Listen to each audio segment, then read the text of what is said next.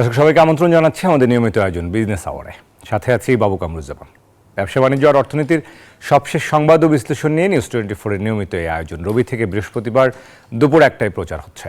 আয়োজনে থাকছে দেশ বিদেশের ব্যবসা বাণিজ্যের সবশেষ খবর ছাড়াও খবরের বিশ্লেষণ। এছাড়াও জানাবো শেয়ার বাজার ও মুদ্রা বাজারের আপডেট সহ আন্তর্জাতিক বাণিজ্যের হালচাল। লাগাতার অস্থিরতায় গভীর সংকটের মুখে দেশের তৈরি পোশাক, টেক্সটাইল ও নিট পোশাক খাত। শ্রমিক অসন্তোষ সহ নানা প্রতিবন্ধকতায় গত 1 বছরে 1.5 শতাধিক কারখানা বন্ধ হয়ে গেছে। এতে চাকরি হারিয়েছেন প্রায় 1,34,000 কর্মী। কর্মসংস্থান হারিয়ে দুর্বিষহ হয়ে উঠেছে তাদের জীবন। অনেকেই জড়িয়ে পড়ছেন নানা অপরাধ চক্রে। সংকট সমাধান করে শিল্প খাত রক্ষার দাবি জানিয়েছেন শিল্প মালিকরা। নাজমুল হুদাকে সাথে নিয়ে আরও জানাচ্ছেন রিয়াদ সুমন। দেশের রপ্তানি আয়ের সিংহভাগ অবদান রেখে চলেছে তৈরি পোশাক খাত। তবে দীর্ঘদিন ধরে শ্রমিক অসন্তোষ, ব্যাংক ঋণের উচ্চ সুদহার, অব্যাহত গ্যাস সংকট, লোডশেডিং, শ্রমিকের মজুরি বৃদ্ধি ও উৎপাদন খরচ বাড়ায় প্রতিযোগিতায় টিকতে পারছেন না অনেক শিল্পোদ্যোক্তা। তথ্য বলছে 1 বছরে সদস্যভুক্ত বিজিএমই এর 76টি, বিকিএমই এর 50 এবং বিটিএমই এর সদস্যভুক্ত 14টি বৃহৎ কারখানা পুরোপুরি বন্ধ রয়েছে। এসব কারখানার কমপক্ষে 94,000 শ্রমিক চাকরি হারিয়েছেন। আর বেক্সিমকোর 15টি কারখানা থেকে ছাঁটাই করা হয়েছে আরও প্রায় 40,000 শ্রমিক। সব মিলে প্রায় 1,34,000 কর্মী কর্মসংস্থান হারিয়ে দিশেহারা। ছোট কারখানা, মিনি কারখানা যেগুলো বিজিএম এর তালিকাভুক্তর বাইরে, এগুলো বন্ধ হয়ে গেছে অনেক, অসংখ্য। যেসব লোক বেকার হয়ে যাইতেছে এরা যেন সুন্দরভাবে এরা চলতে পারে, কথাবার্তা বলতে পারে। চাকরি হারিয়ে বেকার হয়ে পড়া অনেক শ্রমিক অভাবের কারণে জড়িয়ে পড়ছেন অপরাধের সাথে। বাড়ছে চুরি, ছিনতাই ও ডাকাতির মতো ঘটনা। প্রতিদিনে ছিনতাই, এই ডাকাতি আছেই। এটি ফ্যাক্টরি বন্ধ আছে, চালু করার ব্যবস্থা করা হোক। না হলে যে দেশে জায়গায় জায়গায় ডাকাতি ছিনতাই চলতেছে, এটি বন্ধ হবে না। পূর্বে যে কটা ছিনতাইয়ের ঘটনা ঘটছিল ম্যাক্সিমাম ঘটনাগুলি আমরা শনাক্ত করতে সক্ষম হয়েছে। সাভার আশুলিয়া এলাকার যে সমস্ত ফ্যাক্টরিগুলিতে যদি সুস্থ কর্মপরিবেশ থাকে, কোনো রকম লেবার আনজের জন্য যদি কারখানা বন্ধ না থাকে, এখানে আবার অধিক সংখ্যক অর্ডার প্লেস হবে। দেশের পোশাক খাতে অস্থিরতার কারণে প্রায় 30% ক্রয়াদেশ কমে গেছে বলে দাবি শিল্প মালিকদের। একই সঙ্গে প্রতিবেশী দেশগুলো রপ্তানি বাজারে ভাগ বসাচ্ছে বলে জানান তারা। প্রতিবেশী দেশ তো চাইবই এখানে একটা অসন্তোষ যাতে তৈরি করে রাখা যায়, আর এই কাজে নিয়োজিত রয়েছে আমাদের বাংলাদেশেরই কিছু ব্যক্তি যারা দালাল হিসেবে এখানে কাজ করছে। তো এই জায়গায় কেন সরকার আমাদেরকে প্রোটেকশন দিবে না? যদি এই প্রোটেকশন না দেওয়া যায় তাহলে এই সেক্টরের কপালে ভবিষ্যৎ খুব খারাপ আছে। এই সংকট থেকে রক্ষা পেতে শ্রমিক অসন্তোষ বন্ধের পাশাপাশি ব্যাংক ঋণের উচ্চ সুদহার, কাঁচামাল আমদানিতে এলসি সমস্যা, শিল্পে অব্যাহত গ্যাস সংকট সমাধানের দাবি জানিয়েছেন শিল্প উদ্যোক্তারা। রিয়াদ সুমন, নিউজ 24, ঢাকা। দর্শক, এবারে সংবাদ বিশ্লেষণে ফিরতে চাই। প্রতিবেদনের সূত্র ধরে যদি বলি যে এই সময়টাই কিন্তু অস্থিরতা চলছে আসলে পোশাক খাতে। এই সংকট উত্তরণে আসলে করণীয় কি? পোশাক খাতের সংকটে উত্তরণ নিয়ে আমরা আজকে আমাদের সঙ্গে একজন অতিথি যুক্ত হচ্ছেন, একজন পুরনো উদ্যোক্তা, বাংলাদেশ নিট পোশাক শিল্প মালিকদের সংগঠন বিকেএমই এর সভাপতি মোহাম্মদ হাতেম আমাদের সঙ্গে যুক্ত হচ্ছেন। আমরা সংবাদ বিশ্লেষণে স্বাগত জানাই বিজনেস আওয়ার্ডে। মোহাম্মদ হাতেম, আপনাকে ধন্যবাদ সময় দেওয়ার জন্য। আমরা একটি রিপোর্ট দেখছিলাম, আশা করি শুনতে পেয়েছেন। আমরা আসলে দেখছি যে এই চলমান সময়ে একদিকে আমরা ষড়যন্ত্র যেমন দেখেছি অন্তর্বর্তীকালীন সরকারকে নিয়ে, অন্যদিকে আমরা পোশাক খাতে অস্থিরতা তৈরির চেষ্টাও দেখেছি, আবার বাস্তবতাও তৈরি হয়েছে আমাদের। এরকম একটি পরিস্থিতিতে আসলে এই ক্রয়াদেশ কমে যাওয়া, চাকরি চলে যাওয়া, এইটা তো আসলে সার্বিকভাবে গিয়ে আমাদের রপ্তানিতে একটা নেতিবাচক ধাক্কা ফেলার একটা শঙ্কা থেকে যায়। সব মিলিয়ে আপনার কাছে একটু জানতে চাইবো যে এই সংকটের আসলে মূল কারণ আসলে কি, সেটা নিয়ে যদি একটু বলতেন। বর্তমানে যে সংকটটা চলছে এটা আপনারা সবাই দেখতে পাচ্ছেন যে শ্রমিকদের কিছু দাবি তো সবসময়, এটা কন্টিনিউয়াস প্রসেস, সবসময় কিছু দাবি থাকবে এবং এই দাবিগুলি আলাপ আলোচনার মাধ্যমে আমরা সবসময় সমাধান করে থাকি। বিশেষ করে আমরা বিকেএমই এবং বিজিএমই আমরা কিন্তু সবসময় শ্রমিকদের ন্যায্য দাবি ফুলফিল করার ক্ষেত্রে আমরা কিন্তু সবসময় অগ্রণী ভূমিকা রাখি। কিন্তু আজকে এখন যে জিনিসগুলি হচ্ছে সেগুলি কি সবগুলি কি ন্যায্য দাবি? বা সেখানে যে অন্যায্য বেশ কিছু দাবি নিয়ে যেভাবে রাস্তায় নেমে অন্য ফ্যাক্টরিকে আক্রমণ করা হচ্ছে, অন্য ফ্যাক্টরিগুলিকে ভাঙচুর করা হচ্ছে, এটা তো কোনোভাবে হতে পারে না এবং এটা তো ক্রিমিনাল অফেন্স। এবং সেই অবস্থায় গিয়ে সরকার বা আইন শৃঙ্খলা রক্ষাকারী বাহিনী সেখানে কিন্তু সিরিয়াস কোনো অ্যাকশনে যাচ্ছে না, যার ফলে শ্রমিকদের মধ্যে একটা মাইন্ডসেট তৈরি হয়ে গেছে যে তারা যতই ভায়োলেন্স করুক না কেন, যত কিছুই করুক না কেন, তাদেরকে আর্মি হোক বা পুলিশ হোক কেউ কোনো কিছু করবে না বা কোনো সমস্যা হবে না। যার ফলে তারা দিনে দিনে কিন্তু কন্ট্রোলের বাইরে চলে যাচ্ছে এবং ভায়োলেন্সটা বেশি তৈরি করছে। আপনি দেখেন যদি নারায়ণগঞ্জে কিন্তু আমরা দীর্ঘদিন যাবত আপনি দেখেছেন নারায়ণগঞ্জ আমরা কিন্তু শান্ত রাখার চেষ্টা করেছি, বাট ইদানিং মাঝে মাঝে নারায়ণগঞ্জ দুই একটা বড় বড় ফ্যাক্টরিতে মূলত যেখানে কোনো সমস্যা নাই, কিচ্ছু কোনো দাবি দেওয়া থাকার কোনো সুযোগ নাই, সেখানেও কিছু অযাচিত দাবি নিয়ে তারা কিন্তু নেমে এই সমস্যাগুলি তৈরি করছে। এবং এর ফলে যে জিনিসটা হচ্ছে বায়ারদের মধ্যে একটা কনফিডেন্স লেভেলটা কিন্তু নেমে যাচ্ছে এবং তারা যখন কনফিডেন্স হারাচ্ছে তখন কিন্তু তারা অর্ডার প্লেস নিয়ে কিন্তু একটু দ্বিধাদ্বন্দ্বের মধ্যে থাকছে। আপনি যদি আমি আপনাদেরকে যদি একটা ইন্ডিয়ার একটা নিউজের পোর্টালটা আমি আপনাদেরকে শেয়ার করতে পারি, সেখানে দেখবেন তারা পরিষ্কারই বলছে যে বাংলাদেশের কন্টিনিউয়াস শ্রম অসন্তোষ, রাজনৈতিক অস্থিরতা ইত্যাদি সবকিছু মিলিয়ে তাদের বাংলাদেশে বায়াররা কনফিডেন্স পাচ্ছে না, ফলে তাদের ওখানে কত পার্সেন্ট গ্রোথ বেড়েছে সেটা কিন্তু তারা নিউজে বলছে। আবার দুর্ভাগ্যজনক হচ্ছে যে আমাদের এখানে একজন প্রধান উপদেষ্টার যিনি প্রেস সেক্রেটারি, তিনি সেদিন যে কথাটা বলেছেন এটা খুব দুর্ভাগ্যজনক, যে মালিকরা নাকি সবসময় এই অর্ডার অন্য জায়গায় প্লেস হয়ে যাচ্ছে, ফ্যাক্টরি বন্ধ হয়ে যাচ্ছে, এইগুলি বলে সরকারের কাছ থেকে নানা সুবিধাই আদায় করে নিচ্ছে। তাহলে কি এই পোশাক শিল্পের কি বাংলাদেশে কি কোনো অবদান নেই? সুবিধাটা কি কি নিয়েছে মালিকরা, এটা আমরা একটু জানতে চাই এবং তালিকা করতে চাই। তার বিনিময়ে সরকার বা দেশ এবং সরকার বা এদেশের জনগণকে এই সেক্টর কি দিয়েছে? আজকে দেখেন ব্যাংক থেকে বীমা এবং অন্যান্য যত রকমের ট্রান্সপোর্ট কোম্পানিগুলি, এরকম নানা রকমের ইন্স্যুরেন্স কোম্পানি, এগুলি সবই কিন্তু আজকে এই পোশাক শিল্পকে কেন্দ্র করে গড়ে উঠেছে। গ্রামের প্রত্যন্ত অঞ্চলে দোকানপাট, বাজার, মার্কেট গড়ে উঠেছে এই পোশাক শিল্পের শ্রমিকদের কেনাকাটাকে কেন্দ্র করে। দেশে একটা সার্কুলার ইকোনমি যেটাকে বলে তৈরি হয়েছে এবং এই সার্কুলার ইকোনমির মূল যোগানটা আসছে কিন্তু এই পোশাক শিল্প থেকে। তাহলে পোশাক শিল্পের কি কোনো অবদান নেই? আজকে দুকে দুকে মরছে ইন্ডাস্ট্রি, দুকে দুকে শিল্পগুলি বন্ধ হচ্ছে, আপনারা ইয়েতে দেখিয়েছেন। এখনো কিন্তু অনেক ফ্যাক্টরি আছে যারা বন্ধ হয়ে যাওয়ার মতো অবস্থায় গিয়েছে। অর্থাৎ কথাটাকে আমি এইভাবে যদি বলি যে একজনের যদি কোনো যদি ক্যান্সারে আক্রান্ত হওয়ার সাথে সাথে কিন্তু মরে যায় না, মরতে আরো সময় লাগে। তো এখন জি মোহাম্মদ হাতেম, আশা করি শুনতে পাচ্ছেন আমাকে। একটু যদি ইন্টারাপ্ট করি আপনাকে, যে প্রেস সেক্রেটারি আসলে যে বিষয়টি তুলে ধরেছেন সেটি আমিও শুনেছি, কিন্তু তিনি হয়তো পুরনো যে আমাদের যে অতীত ইতিহাস আমরা দেখেছি যে বিজিএম এর মতো প্রতিষ্ঠানে যে ধরনের রাজনৈতিক ক্ষমতায়ন, রাজনৈতিক দুর্বৃত্তায়নের চর্চা, সেই জায়গা থেকে হয়তো বলবার চেষ্টা করেছেন সেখানে একটা সুবিধাভোগী গোষ্ঠী তৈরি হয়ে যাওয়া, ক্ষমতা কেন্দ্রিক হয়ে যাওয়া, সেই কারণে আসলে তার বলা যে মালিকরা আসলে আমরা দেখেছি যে নানা রকম সুবিধা নেওয়ার চেষ্টা করেছেন। এখন হয়তো আমরা একটা সংস্কারের পথে হাঁটছি, সেটা মনে করেন কিনা, সেই জায়গাটি মনে করেন কিনা যে না আসলে বিজিএমই একটা প্রশ্নবিদ্ধ হয়েছে এই আজকের সময়ে এসে, যদি বলেন।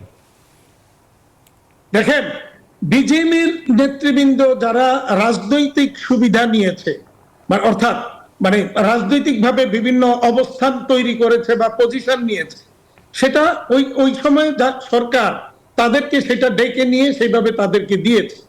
এই জন্য আমরা যেটা মনে করি, আমরা এই সরকার যে সংস্কার উদ্যোগ নিয়েছে এটাকে আমরা স্বাগত জানিয়েছি এবং আমরা মনে করি যে ট্রেড বডিগুলিকে কমপ্লিটলি রাজনীতি মুক্ত করা প্রয়োজন। এবং আমি কিন্তু, আপনি যদি শুনে থাকেন, গত কয়েক মাস যাবত কিন্তু পরিষ্কার আমরা এই কথাটাই বলে যাচ্ছি যে ট্রেড বডিগুলির মধ্যে কোনো রাজনৈতিক দলের সাথে সম্পৃক্ত কোনো ব্যক্তি নেতৃত্বে আসতে পারবে না। তাহলে ট্রেড বডিগুলি তাদের স্বার্থ সংরক্ষণে সঠিক ভূমিকাটা পালন করতে পারবে, সরকার বা কারো কোনো লেজুর ভিত্তি যাতে না হয়। এটা আজকে কিন্তু ট্রেড বডির মধ্যে কিন্তু এই আওয়াজটা উঠেছে এবং সবাই কিন্তু এটা চাচ্ছে সংস্কারে যেন সেইটাও আসে, আমরা সেইটাই কামনা করছি। এবং সরকার যে সংস্কার উদ্যোগ নিয়েছে এটাকে আমরা মনে করি সরকারকে এই সংস্কার উদ্যোগে সফল হতে হবে এবং আমরা ব্যবসায়ীরা এই সরকারকে এই সংস্কার উদ্যোগে যেখানে যতটুকু সহযোগিতা প্রয়োজন আমরা এই সহযোগিতার মধ্যে অবশ্যই আমরা থাকবো। এবং আমরা সরকারকে আমরা মনে করি যে সরকার যে উদ্যোগটা নিয়েছে এটা সময় লাগবে, সেই সময়টা নিয়ে তারা যেন সংস্কারটা কমপ্লিট করে, তাহলেই সব জায়গাতেই একটা সুষ্ঠু অবস্থান বা নতুন করে একটা পরিবেশ তৈরি হবে।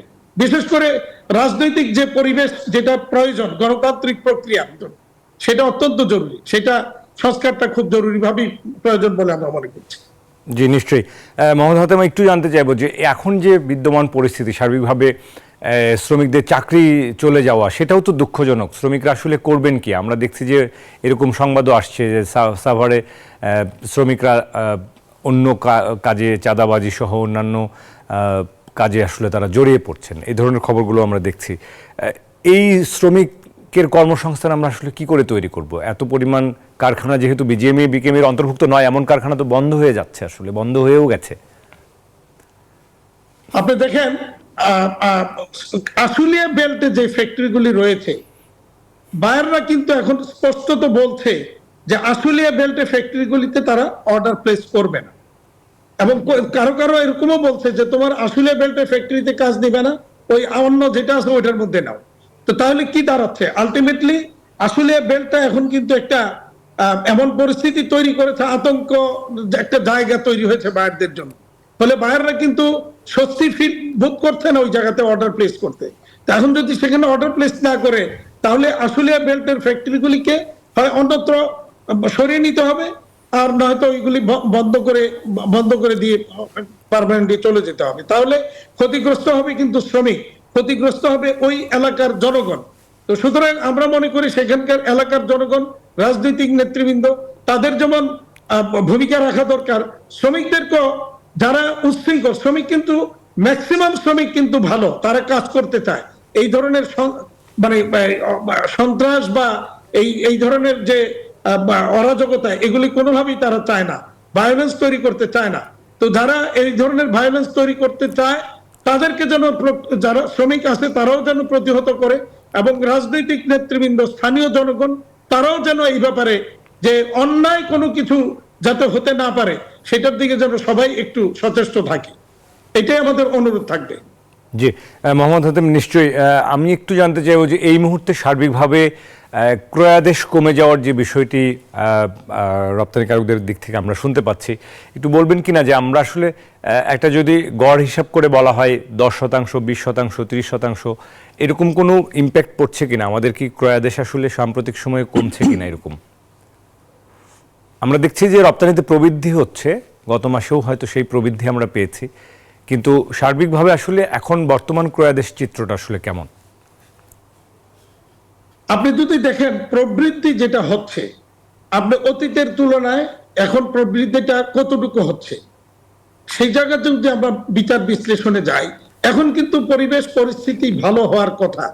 আর সবচেয়ে বড় কথা হচ্ছে, আমরা যেটা খুব আশাবাদী যে ডক্টর মোহাম্মদ ইউনূস দায়িত্ব নেওয়ার পর থেকে তার সাথে সারা বিশ্ব নেতৃবৃন্দের যে সম্পর্ক, এবং আমরা জাতিসংঘ অধিবেশনে যা দেখেছি সেখানে সারা বিশ্ব নেতৃবৃন্দ তার পাশে থাকার ঘোষণা দিয়েছেন।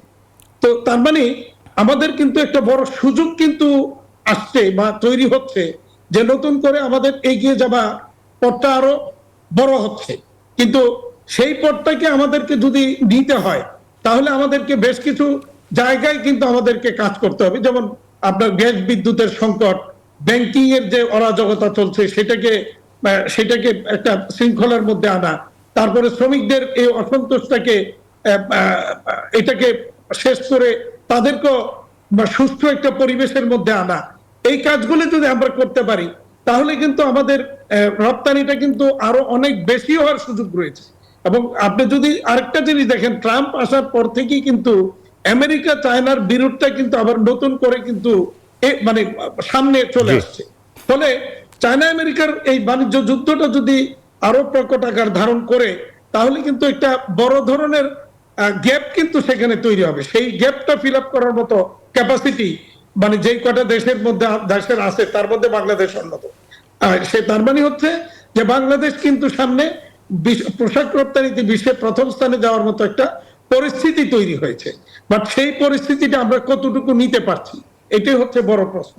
আমরা মনে করি না এখনো আমরা মানে পুরোপুরি সেই সুযোগটা নিতে পারছি, কারণ আমাদের গ্রোথটা আরো ভালো হওয়া উচিত। এখনো যেটা গ্রোথ দেখানো হচ্ছে এটা আসলে প্রকৃত গ্রোথ কিনা সেটাও আমাদের নিয়ে সন্দেহ আছে। আপনি যদি দেখেন ওটেক্সার রিপোর্ট যদি দেখেন, সেখানে কিন্তু তারা বলছে যে বাংলাদেশের এখনো আমেরিকাতে নেগেটিভ গ্রোথ। তাহলে প্রকৃত গ্রোথ কি বাংলাদেশের রপ্তানিতে হচ্ছে কিনা সেটা নিয়েও কিন্তু প্রশ্নবিদ্ধ হয়ে যাচ্ছে। আমাদেরকে এই জায়গাগুলিকে সঠিকভাবে বিশ্লেষণ করে দেখতে হবে। প্রয়োজনে বাংলাদেশ ব্যাংক, এনবিআর এবং ইপিবি সহ তিনটা সরকারের তিনটা দপ্তরকে সমন্বয় করে এই রিপোর্টগুলি আনতে হবে, এবং আমাদের বিকেএমই বিজিএমইর সাথেও আমার মনে হয় এটা সমন্বয়ের প্রয়োজন আছে, তাহলে প্রকৃত চিত্রটা আমরা পেতে পারি। জি নিশ্চয়ই।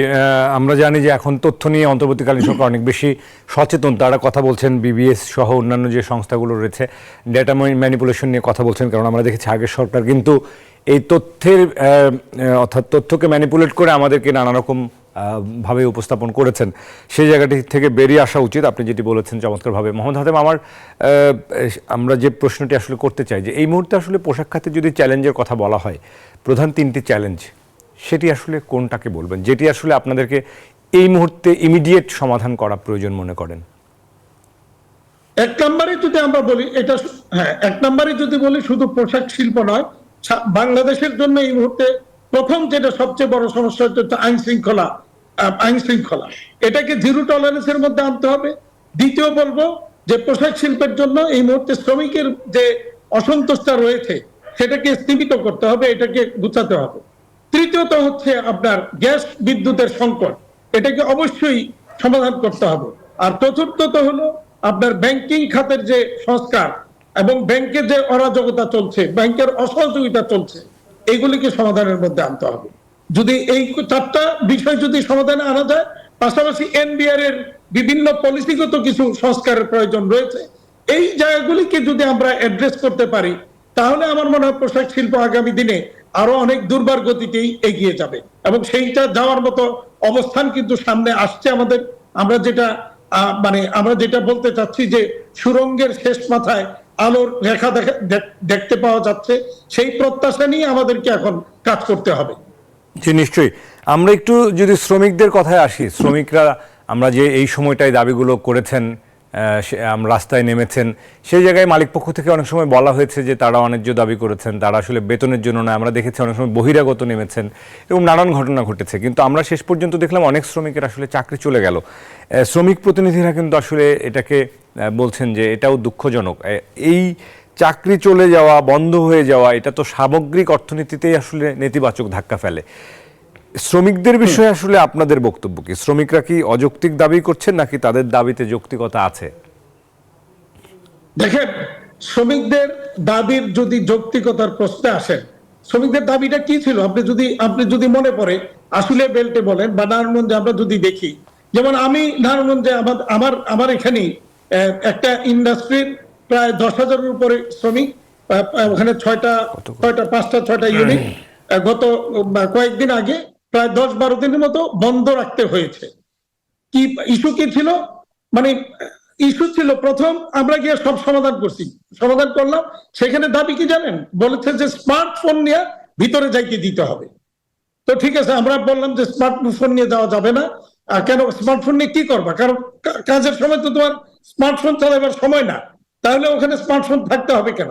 আর তোমার যদি ইমার্জেন্সি কোনো কল লাগে, প্রতিটা ফ্লোরে 2টা করে ফোন দেওয়া আছে, সেখান থেকে তোমরা এনি ইমার্জেন্সি কল করতে পারো না, তাদেরকে স্মার্টফোন দিতেই হবে। পরে বললাম যে স্মার্টফোন ঠিক আছে নিয়ে যাবা, কিন্তু এটাকে সুইচ অফ করে যেতে হবে। সেটাও তারা মানবে না। ফাইনালি সুইচ খুলেই যাবে, কিন্তু এটাও বলে দিলাম যে ঠিক আছে কর্মকালীন সময় তুমি যদি স্মার্টফোন চালাও তাহলে তোমাকে কিন্তু সাথে সাথে তোমাকে বহিষ্কার করা হবে। এই যে বিষয়গুলি, এরপরে কি হলো? সব হলো, কাজ শুরু হলো। এরপরে কি বলতেছে যে আমরা ঘন্টায় 120-এর বেশি প্রোডাকশন দিব না। এটা মানতে হবে, মানলে তাহলে কাজ করবে। এবং এই তিনজনের নাম দিল যে ওই ডিজিএম, এজিএম আর অমুকের এই কি বলে তাদেরকে ফ্যাক্টরি থেকে বের করে দিতে হবে, বিদায় করে দিতে হবে। তখন বলা হলো যে আচ্ছা ঠিক আছে, তাদের বিরুদ্ধে অভিযোগটা কি বলো। অভিযোগ বলতেছে না, অভিযোগ তারা খারাপ ব্যবহার, ঠিক আছে, খারাপ ব্যবহার কি করছে তার বিচার হবে। বাধ্য হয়েছে ওই ফ্যাক্টরি যে ওই তিনজনকে ওই সাময়িকভাবে সরায় রাখার জন্য। এরপরে আসছে যে 120-এর বেশি দিবে না। তখন তাদেরকে বলা হলো যে তোমরা এক কাজ করো, তোমাদের একজন প্রতিনিধি দাও, আর বিকেএমের একজন প্রতিনিধি থাকবে, ফ্যাক্টরির একজন, কলকারখানা, সরকারের কলকারখানা পরিদর্শন অধিদপ্তরের একজন, শিল্প পুলিশের একজন। তারা আশেপাশে 10টা ফ্যাক্টরিতে তদন্ত করবে, করে যেটা ঘন্টায় কত পিস হয় দেখবে। আর আমাদের পাশের বিল্ডিং এ কিন্তু ঘন্টায় 130 পিস 40 পিস হচ্ছে, তারা 120-এর বেশি দিবে না। এবং বলতেছে যে 120-এর বেশি আমরা দিব না, এটা মানলে তাহলে তারা কাজ শুরু করবে, নাহলে কাজ করবে না। দুপুর পর্যন্ত বসে থাকলো, দুপুরের পরে তারা নেমে পাশের বিল্ডিং এ গিয়ে আক্রমণ করলো, ওখানে গিয়ে ভাঙচুর করলো, ওখানে গিয়ে সিকিউরিটিকে মারধর করলো। এরপরে বাধ্য হয়ে আমরা তখন 13-1 ধারা ফ্যাক্টরি বন্ধ করে দিতে বাধ্য হয়েছি। ফ্যাক্টরি বন্ধ করে দিয়ে এরপরে সিসিটিভির ফুটেজ দেখে যারা এই অপকর্মের সাথে জড়িত তাদেরকে আইডেন্টিফাই করে 121 জন না কত জনের বিরুদ্ধে মামলা দেওয়া হয়েছে। এবং আরো অন্যান্য মানে অপরাধের কারণে এর মধ্যে 4 শতাধিক শ্রমিকের বিরুদ্ধে আইন অনুযায়ী ব্যবস্থা নেওয়ার প্রক্রিয়াধীন রয়েছে। তাহলে এটাকে আপনি কিভাবে বিশ্লেষণ করবেন? এই দাবিটা কি বলবেন? এগুলি কি ন্যায্য দাবি? এই ধরনের অন্যায্য দাবি নিয়েই কিন্তু মাঝে মাঝে অসন্তোষ তৈরি করা হচ্ছে। তো সেখানে চাকরিচ্যুত তো হবেই, এর কোনো বিকল্প সেখানে নাই। জি, মোহাম্মদ হাতেম, আমরা অনুষ্ঠানের শেষ পর্যায়ে মোটা দাগে আপনার কাছে পোশাক খাতের সার্বিক একটা চিত্র জানতে পারলাম। আমরা যে বিষয়টি শেষ করার আগে জানতে চাইবো যে সার্বিকভাবে এই যে অস্থিরতা, এই যে সংকট, এটার উত্তরণে আসলে সুনির্দিষ্ট করে কি করণীয় সেই বিষয়টি নিয়ে যদি বলতেন, বা অন্তর্বর্তীকালীন সরকার আসলে কিভাবে এই সংকট উত্তরণে দ্রুত একটা সুফল বয়ে নিয়ে আসতে পারে। আপনি যদি মাহমুদ ডেনিমের রাফির উপর যে শ্রমিকদের যে আক্রমণ, শ্রমিকরা যেভাবে তাকে দৌড়ে রাস্তার মধ্যে ফেলে যেভাবে পাড়াইলো, মারলো, তাকে সারা শরীর ক্ষত বিক্ষত করলো, আপনারা সেটা দেখেছেন কিনা আমি জানি না। জি, আমি দেখেছি, আমার কাছে সেই ছবি আছে। যদি আজকে একজন শ্রমিক, কোন একটা শ্রমিকের উপর এই ধরনের আক্রমণ হতো, এই ধরনের একটা সিচুয়েশন তৈরি হতো, তাহলে এতক্ষণ হয়তো ইউরোপিয়ান ইউনিয়ন, আমেরিকা থেকে শুরু করে সবাই বাংলাদেশে চলে আসতো এটার প্রতিবাদ জানাবার জন্য। কিন্তু মাহমুদ ডেনিমের ওই রাফির উপর যে আক্রমণ হলো, তার বিরুদ্ধে মামলা হলো, অ্যারেস্ট হলো, পরের দিন আদালত থেকে তারা আবার বেল নিয়ে চলে গেল। কি বিচার? তো এই যদি পরিস্থিতি হয়, তাহলে আমরা কি আমাদের সেকেন্ড জেনারেশন তাদেরকে কি আমরা এই ইন্ডাস্ট্রিতে আনতে পারবো? কখনই আসবে না। তাহলে আলটিমেটলি কি দাঁড়াবে? এই ধরনের সিচুয়েশন যখন দেখবে সেকেন্ড জেনারেশনের সন্তানেরা, আমাদের সন্তানেরা, তখন কিন্তু কেউ আর এই ইন্ডাস্ট্রিতে আসতে উৎসাহিত হবে না, নিরুৎসাহিত হবে। এবং তারা আলটিমেটলি অনেকেই দেখেন বিদেশে চলে যাচ্ছে। তো এইটার সুষ্ঠু বিচার আমরা মনে করি হওয়া দরকার। যদি না হয় তাহলে ইন্ডাস্ট্রি যেভাবে এখন আস্তে আস্তে অনেক ফ্যাক্টরি বন্ধ হয়েছে, আরো হবে। এবং সবচেয়ে বড় কথা হচ্ছে বাংলাদেশ ব্যাংকের যে পলিসি, এই পলিসি আগামী 1 বছরের মধ্যে দেখবেন যে অনেক ফ্যাক্টরিকে বন্ধ করে দিবে। সুতরাং পলিসিগুলি চেঞ্জ হওয়া দরকার। যেমন আপনার ঋণের কিস্তি পরিশোধের যে পলিসি, যে একটা কিস্তি পরিশোধে ব্যর্থ হইলেই সেই ঋণ খেলাপিতে পরিণত হবে, এই ধরনের যে পলিসি, এগুলিকে বন্ধ করতে হবে। তারপরে ব্যাংকিং এর যে সংস্কার, এগুলি করতে হবে। শ্রমিকদেরকে সুষ্ঠু একটা ধারার মধ্যে কর্ম পরিবেশে আসতে হবে। যদি এই ধরনের সিচুয়েশন চলতে থাকে, তাহলে একদিকে যেমন ইন্ডাস্ট্রি বন্ধ হবে, শ্রমিকরা চাকরিচ্যুত হবে, এবং বাইরের মধ্যে একটা আতঙ্ক এবং একটা অনিশ্চয়তা তৈরি হবে। ফলে বাইরেও কিন্তু এখানে অর্ডার প্লেস না করে অন্য জায়গায় করবে। আপনি যদি দেখেন যে ইন্ডিয়ার গ্রোথ কত, বা অন্য দেশগুলির, ভিয়েতনামের গ্রোথ কত আর আমাদের গ্রোথ কত, সেটা যদি বিশ্লেষণে নেন, তাহলে বুঝতে পারবেন যে আমরা পিছিয়ে যাচ্ছি না আমরা এগিয়ে যাচ্ছি, সেই জায়গাটা স্পষ্ট হবে। জি, নিশ্চয়ই আপনি চমৎকারভাবে বললেন যে আমরা আসলে প্রতিযোগিতা সক্ষমতায় অন্য দেশগুলোর সাথে অনেক পিছিয়ে পড়ছি। যদিও সব থেকে সম্ভাবনাময় ছিল। আমরা একেবারে শেষ পর্যায়ে শেষ মন্তব্য আপনার কাছে যেটি নিতে চাই, মোটা দাগে আসলে আমরা রপ্তানি যদি পরবর্তী মাসগুলোতে কি আশা করছেন, যে আমাদের প্রবৃদ্ধি কি আরও কমে আসতে পারে বলে মনে করছেন কিনা, এরকম একটা পরিস্থিতি কিনা যে ক্রয়াদেশ দেখছেন? একটা বিষয় খুব স্পষ্ট, 2026 সালে এলডিসি গ্রাজুয়েশনে যাবার যে লক্ষ্য, আপনি হোয়াইট পেপার আপনারা দেখেছেন, সেখানে সুপারিশ করা হয়েছে 26 সালে এলডিসি গ্রাজুয়েশনে বাংলাদেশ যাওয়া উচিত। আমরা একদম স্পষ্টত বলতে চাই, কোন অবস্থাতেই 2026 সালে এলডিসি গ্রাজুয়েশনে যাওয়ার মতো পরিস্থিতি বাংলাদেশের নেই। যদি হয় তাহলে এটা আত্মঘাতী একটা সিদ্ধান্ত হবে এবং আত্মহত্যার সামিল হবে, এবং পোশাক শিল্প থেকে শুরু করে টোটাল রপ্তানি খাত বিশাল সংকটে পড়বে, এর মধ্যে কোনো সন্দেহ নেই। সেখানে আপনারা যদি দেখেন যে নেপালের উদাহরণ দেওয়া হয়েছে হোয়াইট পেপারে, যে নেপাল এলডিসি গ্রাজুয়েশনে যাচ্ছে, তাহলে বাংলাদেশ নয় কেন? নেপালের হারাবার কিন্তু কিছু নাই, বাংলাদেশের রপ্তানি কিন্তু আছে, নেপালের কিন্তু রপ্তানি নেই যে এলডিসি গ্রাজুয়েশনে গেলে পরে তাদের রপ্তানি বন্ধ হয়ে যাবে বা একটা আনহেলদি কম্পিটিশনে পড়বে, সেই পরিস্থিতি তাদের নাই। দ্বিতীয়ত, নেপালের যদি ফরেন কারেন্সির রিজার্ভ দেখেন কত, মানে এত অস্বাভাবিক রিজার্ভ তাদের, সেই রিজার্ভ কি করবে সেটা তারা খুঁজে পাচ্ছে না। আর আমাদের রিজার্ভের তলানিতে গিয়ে পৌঁছে গেছে। আমরা 2018 সালে যখন এলডিসি গ্রাজুয়েশনের চিন্তা করে শুরু করে, তখন $48 বিলিয়ন আমাদের ফরেন কারেন্সি রিজার্ভ, আর বর্তমানে সেখানে 20 বিলিয়নের মতো সেখানে রিজার্ভ। সুতরাং পরিস্থিতি কোথায়? রাশিয়া ইউক্রেন যুদ্ধ, তার আগে প্যালেস্টাইন ইসরায়েল যুদ্ধ, এর আগে ওইদিকে কোভিড, এই সবকিছু মিলে কিন্তু সারা বিশ্বের অর্থনীতি একটা টালমাটাল পরিস্থিতিতে রয়েছে। আর এর হাওয়া কিন্তু বাংলাদেশও লেগেছে, ফলে বাংলাদেশও কিন্তু অর্থনৈতিকভাবে একটা মানে পর্যদুস্ত অবস্থার মধ্যে কিন্তু রয়েছে। সেখানে অন্তত সময় নিয়ে কমপক্ষে 5 বছর স্থগিত করে এরপরে এলডিসি গ্রাজুয়েশনে যাওয়া উচিত বলে আমরা মনে করি, যেটা সারা বিশ্বে এই ধরনের নজির রয়েছে। অতীতেও এই ধরনের এলডিসি গ্রাজুয়েশনে যাওয়ার ক্ষেত্রে সেটা গেলেও আমাদেরকে আসলে সিদ্ধান্তের জায়গাটা দ্রুত পরিষ্কার করতে হবে, তাদেরকে সেই আবেদনটা করতে হবে নিশ্চয়ই। মোহাম্মদ হাতেম, আমরা আপনাকে সাথে নিয়ে একটু সাভারে আমাদের একজন সহকর্মী এই মুহূর্তে সেখানে অবস্থান করছেন, সেখানকার চিত্র একটু অল্প সময় জানতে চাই, সেখানকার পোশাক খাত সম্পর্কে আপডেট জানাবেন আমাদেরকে, আপনি আমাদের সঙ্গে থাকুন। নাজমুল রয়েছেন সাভারে। নাজমুল, আশা করি আমাকে শুনতে পাচ্ছেন। নাজমুল, আমরা আজকে পোশাক খাত নিয়ে আলোচনা করছিলাম, গতকাল আপনি সেখান থেকে যে প্রতিবেদনের তথ্যগুলো পাঠিয়েছিলেন আমাদের সহকর্মী রিয়াজ সুমন এখান থেকে তৈরি করেছেন। আমরা রিপোর্টে দেখেছি অনেক রকম অস্থিরতা, সাভার আশুলিয়া এলাকাতে শ্রমিকদের চাকরি হারিয়ে যাওয়া, সব মিলিয়ে এখন আসলে সেখানকার পরিস্থিতি কেমন দেখছেন, সেখানকার কারখানাগুলোর আমাদেরকে একটু জানাবেন।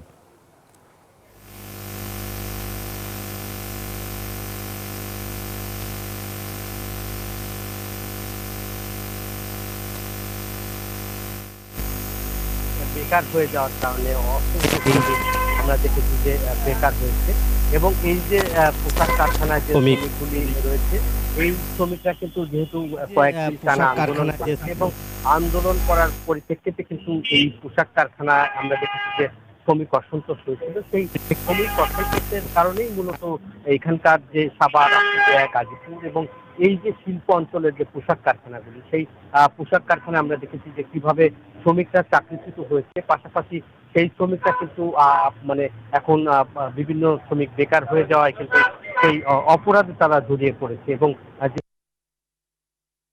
যে আপনার এই মুহূর্তে আমরা যদি দেখাই যে কারখানায় আমরা রয়েছি, যে কারখানা কিন্তু পুরোপুরি কারখানা চালু রয়েছে এবং প্রায় 71টি কারখানা বন্ধ হয়ে গেছে, এবং বিজিএমই তাদের যে তথ্য অনুসারে আমরা যেটা পেয়েছি, এছাড়াও যে 1,71,000 অর্থাৎ কয়েক লক্ষ শ্রমিক বলা হচ্ছে যে বেকার হয়ে পড়েছে 5ই আগস্টের পর।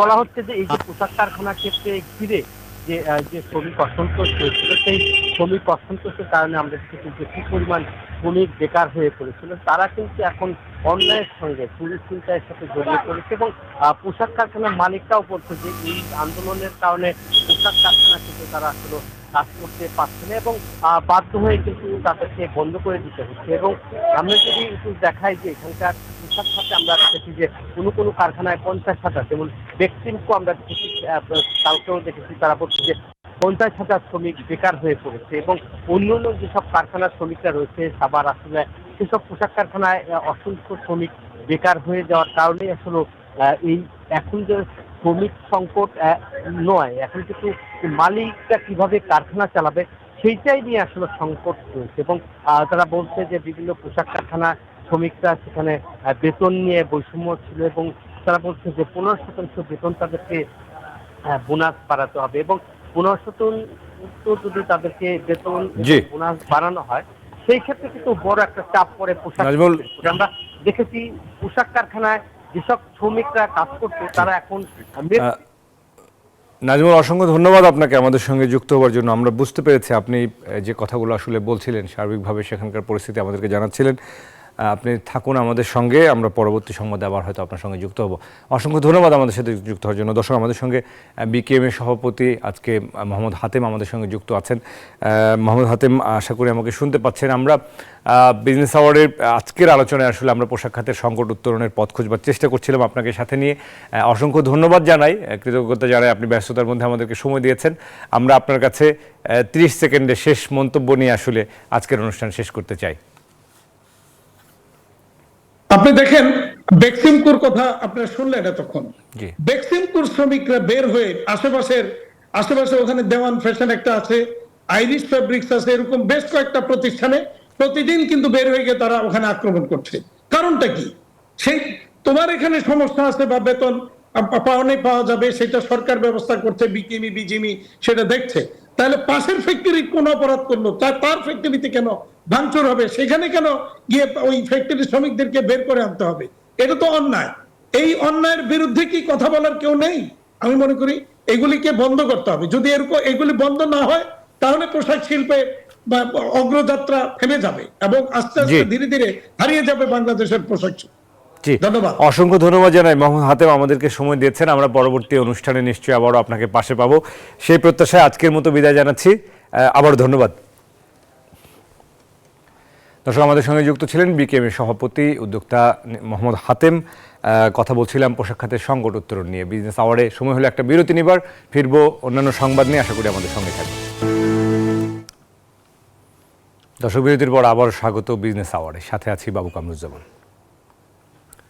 তথ্য প্রযুক্তি খাতের 21টি প্রকল্প থেকে প্রায় 7,000 কোটি টাকা সাশ্রয়ের সুযোগ এখনও আছে বলে জানিয়েছেন আইসিটি সচিব শীষ হায়দার চৌধুরী। তিনি জানান, সাবেক আইসিটি উপদেষ্টা সজীব ওয়াজেদ জয় ও সাবেক প্রতিমন্ত্রী জুনায়েদ আহমেদ পলক সহ অনেক আমলার দুর্নীতির চিত্র উঠে এসেছে তদন্ত প্রতিবেদনে। তারা সকলেই আইনের আওতায় আসবেন বলে জানান আইসিটি সচিব। 2009 সাল থেকে 2023-24 অর্থবছর এই সময়ের মধ্যে নেয়া তথ্য প্রযুক্তি বিভাগের 21টি প্রকল্পের প্রাথমিক তদন্ত প্রতিবেদন প্রকাশ করেছে 13 সদস্যের কমিটি। তদন্তে উঠে আসে এই সময়ের মধ্যে তথ্য প্রযুক্তি বিভাগের আওতায়ই পড়ে না এমন অনেক প্রকল্প হাতে নেওয়া হয়েছিল। এছাড়াও অনেক প্রকল্পের অধীনের কিছু কাজ ছিল অসামঞ্জস্যপূর্ণ, অপ্রয়োজনীয়। অনেক ক্ষেত্রে হয়েছে অর্থের অপচয়। এসব অপ্রয়োজনীয় অংশ প্রকল্প হতে বাদ দিলে সরকারের 6,981 কোটি 15 লাখ টাকা এখনও সাশ্রয় করা সম্ভব বলে জানিয়েছেন আইসিটি সচিব। মঙ্গলবার আগারগাঁওয়ে আইসিটি মন্ত্রণালয়ে তিনি এসব কথা বলেন। অপ্রয়োজনীয় অঙ্গ সংযোজন যেটাকে যদি আমরা এখন বাদ দিই, প্রায় 6,900 কোটি টাকার কাজ কমানো সম্ভব হবে। আমাদের বিশ্বব্যাংক ফান্ডেড এইচ প্রকল্প থেকে ফরেন এইড পোর্শনে আমরা প্রায় $150 মিলিয়ন সাশ্রয় করেছি। অভিযুক্ত অনেক সরকারি কর্মকর্তা 40 জনের বেশি কনসালটেন্ট সহ অনেককে এরই মধ্যে সরিয়ে দেওয়া হয়েছে বলেও জানান তিনি। আইসিটি উপদেষ্টা বলে একজন ছিলেন সরকারের, তারপরে আইসিটি মন্ত্রী ছিলেন এবং আরও কিছু প্রভাবশালী ব্যক্তি ছিলেন যে মানুষগুলোর প্রত্যক্ষ ইশারায় প্রকল্প নেওয়া হতো। তদন্ত প্রতিবেদনে স্পষ্ট এইভাবে নাম উল্লেখ করা না থাকলেও পলিটিক্যাল ইনফ্লুয়েন্সের কথাটি বলা হয়েছে। কিছু প্রতিষ্ঠানকে বিশেষ সুবিধা দেওয়া হয়েছে বলেও জানান সচিব। ডেটা শেয়ারিং এর মাধ্যমে অনেক নৈরাজ্য হয়েছে বলে জানান তথ্য প্রযুক্তি বিভাগের পলিসি অ্যাডভাইজার। দরকারি প্রকল্পগুলো আসবে, সেই প্রকল্প ফান্ডিং নিয়েও কিছুটা অনিশ্চয়তা তৈরি হয়েছে বলে আমি মনে করি। অনিয়মের কারণে অনেক চুক্তির কিছু অংশ বাতিল করার কথা চিন্তা করছে আইসিটি মন্ত্রণালয়। অন্তরা বিশ্বাস, নিউজ 24, ঢাকা। দর্শক, এবারে জানাবো স্বর্ণ রূপার বাজারের দরদাম। আমরা দেখে নিব বাংলাদেশ জুয়েলার্স অ্যাসোসিয়েশন নিয়মিত যে হালনাগাদ তথ্য দিয়ে থাকেন আন্তর্জাতিক বাজারের সাথে সমন্বয় করে 22 ক্যারেটের সব থেকে ভালো মানের স্বর্ণের দাম এখন 1,39,338 টাকা প্রতি ভরি। 21 ক্যারেটের স্বর্ণ 1,33,000 টাকা। 18 ক্যারেটের স্বর্ণের দাম পড়বে 1,14,000 টাকা ভরি। আর সনাতন স্বর্ণের দাম পড়বে 93,603 টাকা প্রতি ভরি। আমরা স্বর্ণের পর রূপার দাম দেখে নিব। রূপার বাজার অনেকদিন ধরে অপরিবর্তিত আছে। মাঝে একবার শুধু সমন্বয় হয়েছিল। 22 ক্যারেটের সব থেকে ভালো মানের রূপা এখন 2,500 টাকা প্রতি ভরি। 21 ক্যারেটের রূপা 2,449 টাকা। 18 ক্যারেটের রূপার দাম পড়বে 2,100 টাকা প্রতি ভরি। আর সনাতন রূপার দাম পড়বে 1,586 টাকা প্রতি ভরি।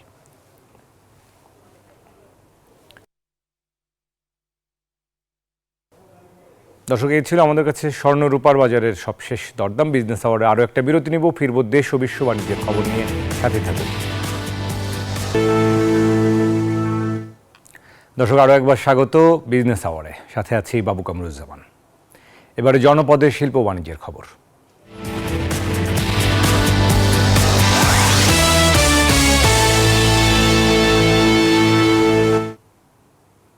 ভারতের আদানির ওপর বিদ্যুৎ নির্ভরশীলতা কমাতে উৎপাদনে যাচ্ছে পটুয়াখালী 1320 মেগাওয়াট তাপবিদ্যুৎ কেন্দ্র। সংশ্লিষ্টরা বলছেন, পুরো দমে উৎপাদনে গেলে আদানি বিদ্যুৎ সরবরাহ বন্ধ করলেও সংকট থাকবে না, কমবে উৎপাদন খরচও। শিকদার জোবায়ের হোসেনের পাঠানো তথ্যচিত্রে দেখুন ডেস্ক রিপোর্ট। বিদ্যুৎ সংকটে আশার আলো দেখাচ্ছে পটুয়াখালী 1320 মেগাওয়াট ক্ষমতা সম্পন্ন তাপবিদ্যুৎ কেন্দ্র। পায়রা বিদ্যুৎ কেন্দ্র থেকে 2 কিলোমিটার উত্তরে রামনাবাদ নদীর তীরে নির্মিত RNPL তাপবিদ্যুৎ কেন্দ্র বাণিজ্যিক উৎপাদনে আসছে শিগগিরই। ইতিমধ্যে কেন্দ্রের একটি ইউনিট উৎপাদনের জন্য পুরোপুরি প্রস্তুত। চলতি মাসের মধ্যেই পাওয়া যেতে পারে সবুজ সংকেত। 2025 সালের মার্চ মাসের প্রথম সপ্তাহে বাণিজ্যিকভাবে প্রথম ইউনিট এবং মে মাসের শেষ দিকে দ্বিতীয় ইউনিটের বিদ্যুৎ জাতীয় গ্রিডে যুক্ত হবে বলেও জানিয়েছে কর্তৃপক্ষ। এই 1320 মেগাওয়াট বিদ্যুৎ জাতীয় গ্রিডে দেওয়ার ফলে আমরা আশা করছি বাংলাদেশের সর্বমোট বিদ্যুৎ চাহিদার 10% বিদ্যুৎ আমাদের RNPL এর এই বিদ্যুৎ কেন্দ্র থেকে সরবরাহ করা সম্ভব হবে। নতুন এ বিদ্যুৎ কেন্দ্রটি উৎপাদনে আসার খবরে আনন্দিত পটুয়াখালীবাসী। আমরা পটুয়াখালীবাসী হিসেবে আনন্দিত। পটুয়াখালীর এই বিদ্যুৎ কেন্দ্রের উৎপাদন জাতীয় গ্রিডে সংযোজন হয়ে সারা দেশবাসী এই বিদ্যুতের সেবা পাবে। সংশ্লিষ্টরা বলছেন, আদানি থেকে প্রতি ইউনিট বিদ্যুৎ পেতে খরচ হয় প্রায় 15 টাকা, কিন্তু RNPL বিদ্যুৎ কেন্দ্রে খরচ হবে 9 টাকা। যেহেতু এই তেলভিত্তিক বিদ্যুৎ উৎপাদন খরচের চেয়ে কয়লার উৎপাদন খরচ অর্ধেকের চেয়ে কম, সেই হিসাবে গড় বিদ্যুৎ উৎপাদন খরচও কমে আসবে। বর্তমানে গ্রিড ভিত্তিক বিদ্যুৎ কেন্দ্রের উৎপাদন ক্ষমতা প্রায় 27,740 মেগাওয়াট। এর মধ্যে কয়লা ভিত্তিক বিদ্যুৎ কেন্দ্রের সক্ষমতা 5,683 মেগাওয়াট। RNPL এর সক্ষমতা যুক্ত হলে কয়লা ভিত্তিক কেন্দ্রগুলোর সক্ষমতা দাঁড়াবে 7,000 মেগাওয়াটে। উৎপাদন শুরু হলে আমদানি নির্ভরতা অনেকটাই কমবে বলেও মনে করেন সংশ্লিষ্টরা। Desk report, news 24। দর্শক, এবারে বিশ্ব বাণিজ্যের খবর।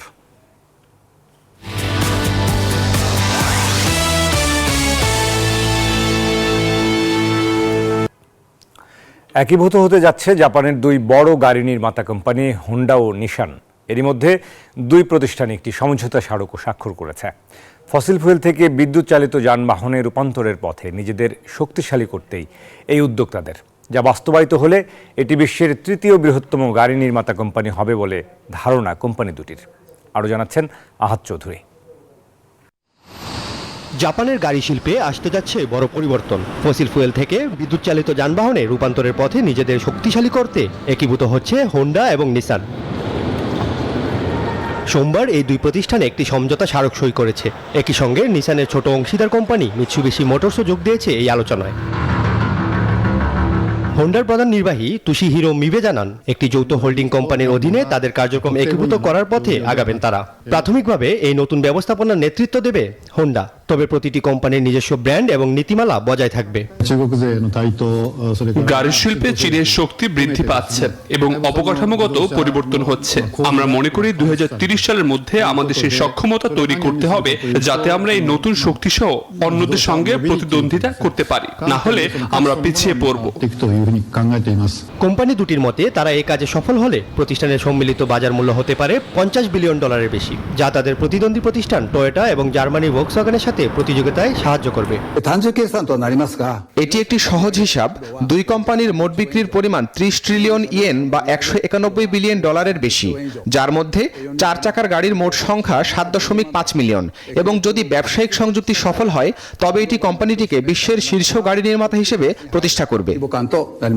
এদিকে নতুন পরিকল্পনা ঘোষণার পর নিসানের শেয়ারের দাম 1 লাফে বেড়েছে 20%। অন্যদিকে হোন্ডার শেয়ার বেড়েছে প্রায় 4%।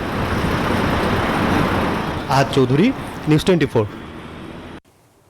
দর্শক, এই ছিল বিজনেস আওয়ারের এখনকার আয়োজন। এতক্ষণ সাথে থাকার জন্য সবাইকে ধন্যবাদ।